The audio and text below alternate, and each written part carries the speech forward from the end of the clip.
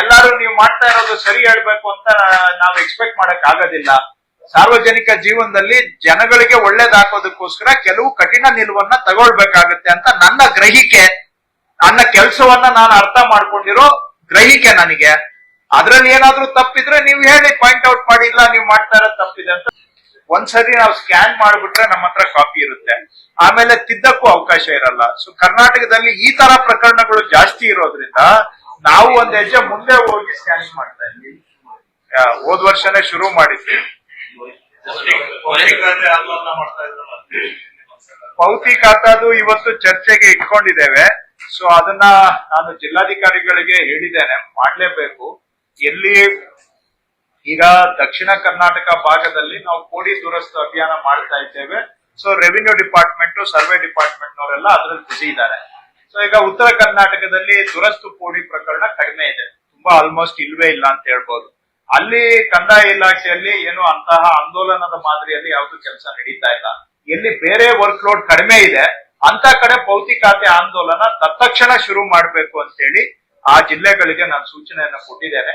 So ಅದನ್ನು ಕೂಡ ಖಂಡಿತವಾಗಿ ಮಾಡ್ತೇವೆ. ಅದನ್ನ ಈಗ ಆ ಜಿಲ್ಲೆಗಳಲ್ಲಿ ಎಸ್ಪೆಷಲಿ ಉತ್ತರ ಕರ್ನಾಟಕ ಭಾಗದಲ್ಲಿ ಒಂದು ಜಿಲ್ಲೆಯಲ್ಲಿ ಒಂದು ತಾಲೂಕನ್ನ ಪೈಲಟ್ ಆಗಿ ನಾವು ತಗೊಂಡಿದ್ದೇವೆ. ಸೊ ಆ ಪೈಲಟ್ ಈ ಮೇ ತಿಂಗಳಲ್ಲೇ ನಾವು ಆರಂಭ ಮಾಡಿದ್ದೇವೆ. ಈಗ ನಾನು ಲಾಸ್ಟ್ ಈಗ ಕೋಟ್ಯಾಂತರ ಡಾಕ್ಯುಮೆಂಟ್ ಗಳನ್ನು ಸ್ಕ್ಯಾನ್ ಮಾಡ್ತಾ ಇದ್ದಾರೆ. ಹ್ಯಾಕರ್ಸ್ ಗಳು ಈ ತರದೆಲ್ಲ ಇರ್ತಾರೆ ಸರ್. ಅದರಿಂದ ಸೇವ್ ಯಾಕಂದ್ರೆ ಬಿಬಿಎಂಪಿ ಖಾತಾ ಮಾಡಿಸೋ ಟೈಮ್ ಅಲ್ಲಿ ಯಾರೋ ದಾಳಿ ಮಾಡಿದ್ರು, ಒಂದೆರಡು ದಿನ ಸ್ಟ್ರಕ್ ಆಗೋಗಿತ್ತು. ಸೊ ಈ ತರ ಈ ಸಾವಿರಾರು ದಾಖಲಾತಿಗಳನ್ನು ಮಾಡೋದ್ರಿಂದ ಒಳ್ಳೆ ಡಾಕ್ಯುಮೆಂಟ್ ಎಲ್ಲ ಹ್ಯಾಕ್ ಮಾಡಿದ್ರೆ ಸಮಸ್ಯೆ ಆಗುತ್ತೆ. ಅದಕ್ಕೆ ಇಲ್ಲ, ಈಗ ಹ್ಯಾಕಿಂಗ್ ಪ್ರಾಬ್ಲಮ್ ಇದೆ, ನಾನು ಇಲ್ಲ ಅಂತ ನಾನು ಅಲ್ಲಗೆಳಿಯಕ್ಕೆ ಹೋಗೋದಿಲ್ಲ. ಆದ್ರೆ ಹ್ಯಾಕಿಂಗ್ ಇದೆಲ್ಲ ಡೇಟಾ ನಮ್ಮ ಇನ್ ಹೌಸ್ ಅಲ್ಲೇ ಇರುತ್ತೆ, ಬಟ್ ಆದ್ರೂ ಹ್ಯಾಕ್ ಮಾಡ್ಬೋದು ಅಂತ ಇಟ್ಕೊಳ್ಳೋಣ. ಇವತ್ತು ಡಿಜಿಟಲ್ ವರ್ಲ್ಡ್ ಅಲ್ಲಿ ಯಾವ್ದು ಕೂಡ ಸೆಕ್ಯೂರ್ ಇಲ್ಲ. ಹಾಗಂತೇಳಿ ನಾವು ದಿನಾ ನಡೀತಾ ಇರೋ ಈ ಅನಾಹುತಗಳಿಗೆ ಕಂಪೇರ್ ಮಾಡಿದ್ರೆ, ಪ್ರತಿನಿತ್ಯ ಒಂದು ಸಿಂಪಲ್ ದಾಖಲೆ ತಗೋಬೇಕಾದ್ರೆ ಕಚೇರಿಗೆ ಎಷ್ಟು ಬಾರಿ ಸುತ್ತಬೇಕು ನೀವೇ ಹೇಳಿ. ಈಗ ನಾನು ಮಂತ್ರಿಯಾಗಿ ಕೆಲವು ವಿಷಯ ಹೇಳ್ಬಾರ್ದು, ಒಂದು ದಾಖಲೆ ತಗೋಬೇಕಾದ್ರೆ ಏನೆಲ್ಲಾ ಪಡಿಪಾಟ್ಲು ಪಡ್ತಾ ಇದ್ದಾರೆ ಜನ, ಸಿಕ್ಬಿಡ್ತಾ? ನೀವ್ ಹೇಳಿ. ಅದನ್ನೆಲ್ಲ ನಾನು ಹೇಳಿ ಈಗ ನಾನ್ ಕೆಟ್ಟವನಾಗ್ಬೇಕು?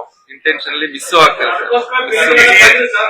ಒಂದ್ ನಿಮಿಷ ಇರಪ್ಪ, ಹೇಳ್ಬಿಡ್ತಾರೆ. ಒಂದ್ ನಿಮಿಷ ಇರಿ. ಒಂದ್ ದಾಖಲೆ ತಗೋಬೇಕಾದ್ರೆ ಏನ್ ಪಡಿಪಾಟ್ಲು ಬಿಡ್ತಾ ಇದ್ದಾರೆ ಜನ, ಆಯ್ತಾ? ಎರಡನೇದು, ಎಷ್ಟು ದಾಖಲೆಗಳು ಕಳೆದು ಹೋಗಿದಾವೆ, ಮುಂದೇನು ಕಳೆದು ಹೋಗ್ಬೇಕಾಗಾದ್ರೆ? ಎರಡನೇದು, ಎಷ್ಟು ದಾಖಲೆ ರೂಮ್ ಅಲ್ಲಿ ಇದೆ ಬಟ್ ಮಿಸ್ಪ್ಲೇಸ್ ಆಗಿದೆ ಆದ್ರೆ ಸಿಗ್ತಾ ಇಲ್ಲ. ಎಷ್ಟು ಪ್ರಕರಣ ಈ ರೀತಿ ಇದೆ.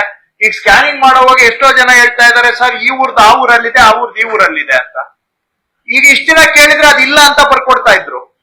ಸ್ಕ್ಯಾನಿಂಗ್ ಮಾಡುವಾಗ ಅದೆಲ್ಲ ಸಿಗ್ತಾ ಇದೆ. ನಾಲ್ಕನೇದು, ಎಷ್ಟು ದಿನ ಈಗ ಫೋರ್ಜರಿ ಎಂಟ್ರಿಗಳು ನಡೀತಾನೆ ಇದಾವೆ ಡೈಲಿ. ಏನ್ ಸಿಸಿಟಿವಿ ಕ್ಯಾಮೆರಾ ಹಾಕಿದ್ರು ಕೂಡ ಬೇಕಾದವ್ರದ್ದು ಹೋಗಿ ದಾಖಲೆಗಳು ಸೇರ್ಸೋದು, ಹರಿದಾಕೋದು ಮಾಡ್ತಾ ಇದ್ದಾರೆ.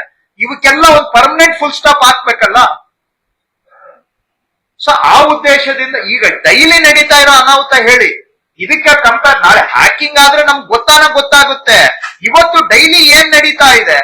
ಹ್ಯಾಕಿಂಗ್ ಆದ್ರೆ ಒಂದು ಇನ್ಸಿಡೆಂಟ್, ಡೈಲಿ ಸಾವಿರಾರು ನಡೀತಾ ಇದೆಯಲ್ಲ. ಶೋಷಣೆ ನಡೀತಾ ಇದೆ, ಮತ್ತೊಂದು ಮಗದೊಂದು ನಡೀತಾ ಇದೆ, ತಪ್ಪುಗಳು ನಡೀತಾ ಇದೆ, ಅಪರಾಧಗಳು ನಡೀತಾ ಇದೆ, ಫ್ರಾಡ್ ನಡೀತಾ ಇದೆ, ಭ್ರಷ್ಟಾಚಾರ ನಡೀತಾ ಇದೆ. ಇವಕ್ಕೆಲ್ಲ ಕಡಿವಾಣ ಹಾಕ್ಬೇಕಲ್ವಾ? ಸೊ ಇನ್ ಮುಂದೆ ಕಳೆದೋಗೋದು ನಿಲ್ಬೇಕು, ತಿದ್ದೋದು ನಿಲ್ಬೇಕು. ಯಾರಿಗ ಇಷ್ಟ ಬಂದಿದ್ದು ಸೇರಿಸ್ಕೊಳ್ತಾ ಇದ್ದಾರೆ. ಈಗ ಉದಾಹರಣೆಗೆ ನಮ್ಮ RC ಅವ್ರು ನನ್ಗೊಂದು ಮೊನ್ನೆ ಹೇಳಿದ್ರು, ಏನ್ ಮಾಡಿದ್ರು. ಈಗ ಅಲ್ಲಿ ನೋಡಿದ್ರೆ ಏನೋ ದಾಖಲೆಗಳು ಇದೆ, ಅದು 65ನೇ ಇಸ್ವಿ ದಾಖಲೆ. 65ನೇ ಇಸ್ವಿಯಲ್ಲಿ ಬಾಲ್ ಪೆನ್ ಇತ್ತ ಹೇಳಿ? ನೀವು ಹುಟ್ಟಿರ್ಲಿಲ್ಲ. ಬಾಲ್ ಪೆನ್ ಇತ್ತ? ಆದ್ರೆ ಬಾಲ್ ಪೆನ್ ಅಲ್ಲಿ ಬರ್ದಿದ್ದಾರೆ ದಾಖಲೆ.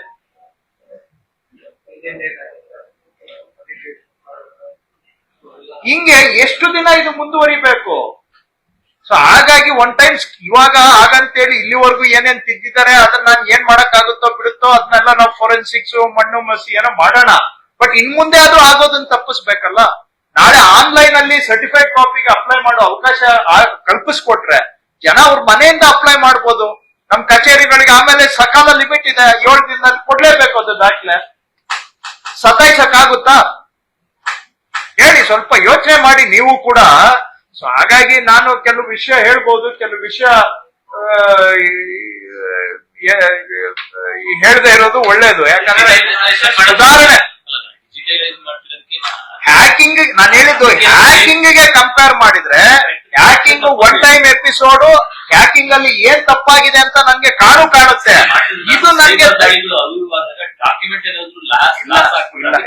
ಇಲ್ಲ, ಆ ರೀತಿ ಆಗ್ಲಿಕ್ಕೆ ಸಾಧ್ಯ ಇಲ್ಲ, ಕಳೆದೋಗೋದಿಲ್ಲ. ಟ್ವಿನ್ ಆಮೇಲೆ ಎಲ್ಲ ನಾವು ಆಲ್ಟರ್ನೇಟ್ ಮಾಡಿಟ್ಟಿಲ್ಲ, ಮಿರರ್ ಮಾಡಿರ್ತಾರೆ, ಮಿರರ್ ಕರೆಕ್ಟ್ ಮಿರರ್. ಹೇಳಿ.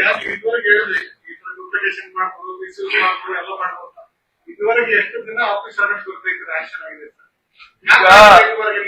ನೀವೇ ಸಚಿವರಿಗೆ ಗೊತ್ತಾಗಿದೆ, ನಿಮ್ಗೆ ಅಧಿಕಾರಿಗಳು ಗೊತ್ತಾಗಿದೆ, ಡಿಸಿಗಳು ಗೊತ್ತಿದೆ, ಎಸಿಗಳು ಗೊತ್ತಿದೆ, ಅದು ಇದುವರೆಗೆ ಎಷ್ಟು ಜನ ನೋಡಪ್ಪ, ಕೆಲವು ಕೇಸಲ್ಲಿ ಎಕ್ಸಾಂಪ್ಲರಿ ಆಗಿ ಅಂದ್ರೆ ಉದಾಹರಣಾ ರೂಪವಾಗಿ ತೆಗೆದುಕೊಂಡು ಅಲ್ಲಿ ಎನ್ಕ್ವೈರಿ ಮಾಡಿ ನಾವು ಪನಿಷ್ ಮಾಡಬಹುದು. ಆದ್ರೆ ಪ್ರತಿಯೊಂದು ಕೇಸ್ ಹುಡ್ಕೊಂಡು ಹೋದ್ರೆ ಬರೀ ಸರ್ಕಾರ ಎಲ್ಲಾ ತೊಡಗಿಸ್ಕೊಂಡ್ರು ಅದ್ ಮಾಡಕ್ಕಾಗಲ್ಲ. ಅಷ್ಟು ಪ್ರಕರಣ ನಡೆದಿದೆ.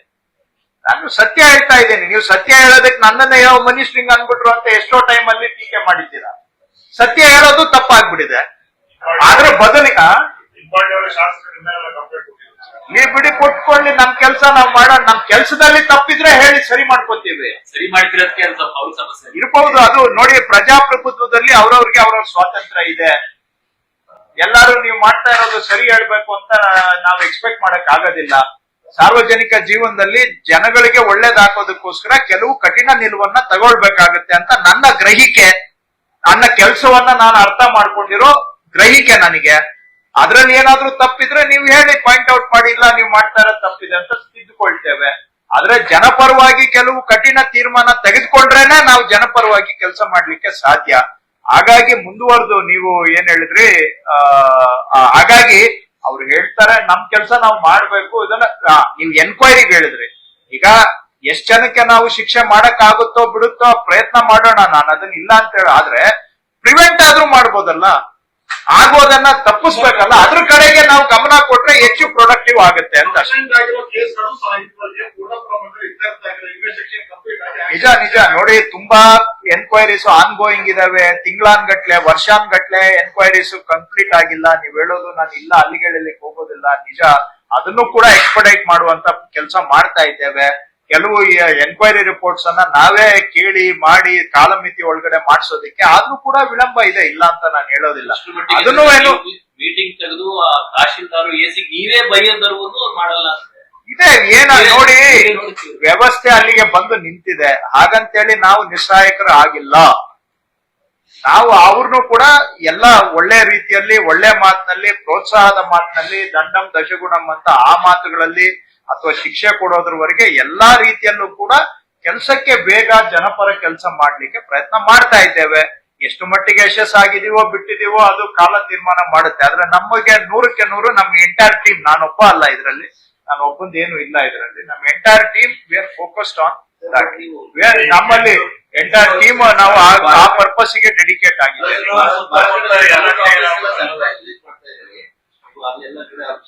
ಹೆಚ್ಚಿನ ವಿಡಿಯೋಗಳಿಗೆ ಪ್ರತಿಧ್ವನಿ ಯೂಟ್ಯೂಬ್ ಚಾನೆಲ್ ಸಬ್ಸ್ಕ್ರೈಬ್ ಮಾಡಿ, ಬೆಲ್ ಐಕಾನ್ ಕ್ಲಿಕ್ ಮಾಡಿ.